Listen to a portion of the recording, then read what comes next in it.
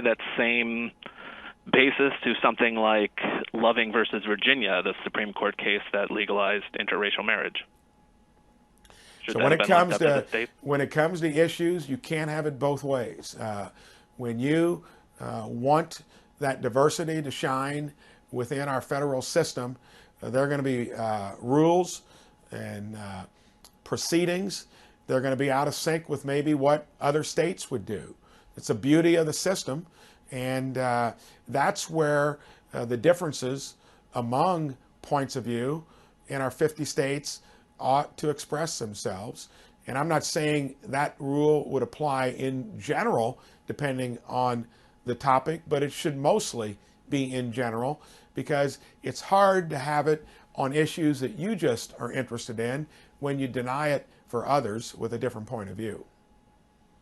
So you would be okay with the Supreme Court leaving the question of interracial marriage to the states?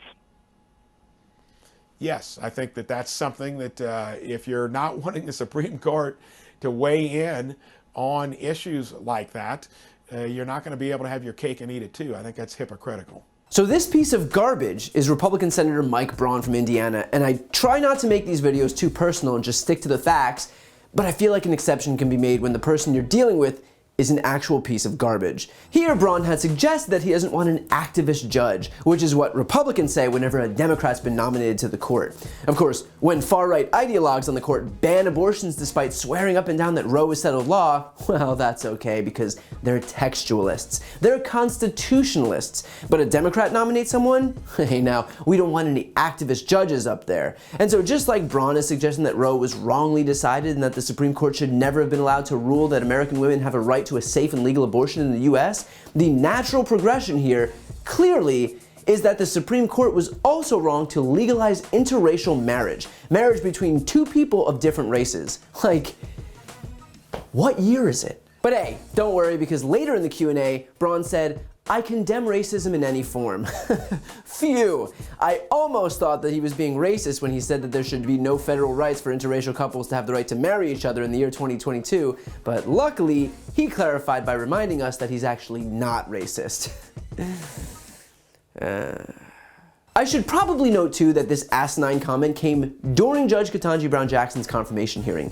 Judge Ketanji Brown Jackson, as fate would have it, is married to a white man. In other words, while this woman is poised to make history for being the first black female justice on the court, this asshole in the Senate is simultaneously suggesting that maybe she doesn't have the right to be married to her husband. Here's the thing about these Republicans. They view their religious freedom as curtailing everyone else's freedoms so that they comport with those Republicans' own religious views. Religious freedom isn't about your freedom to practice any religion, it's about their freedom to ensure that everyone practices their religion. It's a catch-all for them to play victim and pretend that their rights are being curtailed, while in reality, the only curtailing is those who don't have the exact same beliefs as them. And by the way, this isn't the only batshit crazy example of a Republican broadcasting their hostility to established rights. Here's Republican Senator Marsha Blackburn. Constitutionally unsound rulings like Griswold versus Connecticut, Kelo versus City of New London, and NFIB versus Sebelius confused Tennesseans and left Congress wondering who gave the court permission to bypass our system of checks and balances.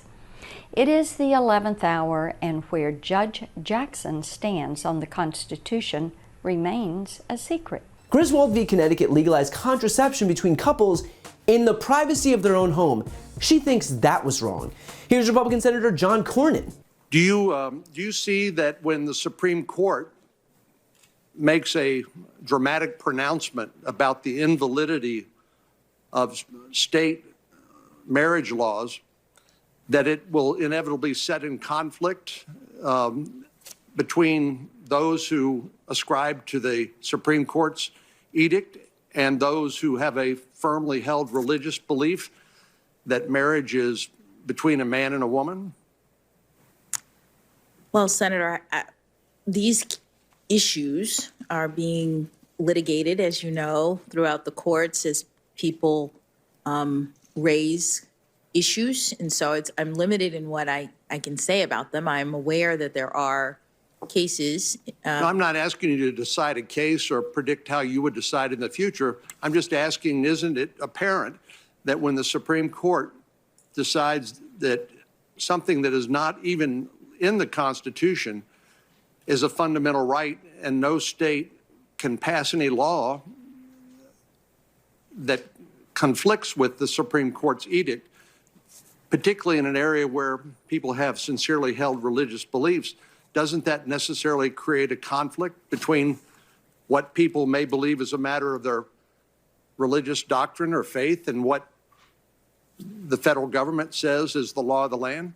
That's Cohen railing against Obergefell, which legalized gay marriage, because somehow the right of two other people who are not John Cornyn to get married infringes on John Cornyn's rights. Makes sense, huh?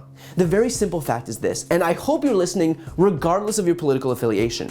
Republicans will move to ban all abortions, gay marriage, and interracial marriage. I am tired of pretending that it can never happen here, because it is happening here. They are broadcasting it in broad daylight. We're not making it go away by pretending otherwise. We're just burying our heads in the sand.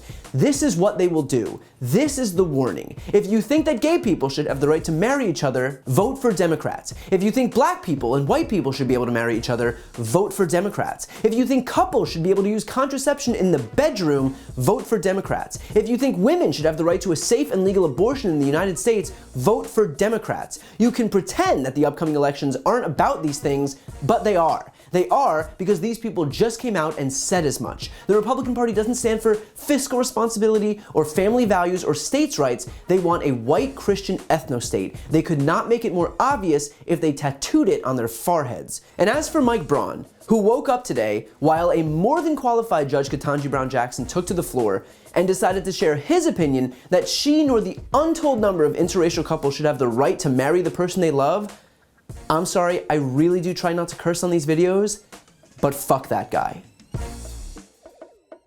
To see more videos like this, click the subscribe button right here on this screen. And if you want to support my work, subscribe to my podcast, No Lie with Brian Tyler Cohen. I cover the most important stories each week, and my guest is always one of the top political figures, including Vice President Kamala Harris, Jen Psaki, Elizabeth Warren, Pete Buttigieg, Nancy Pelosi, Katie Porter, Cory Booker, and so many more. The podcast link is also right here on this screen, so give it a listen and subscribe on Apple Podcasts, Spotify, or wherever you listen to podcasts.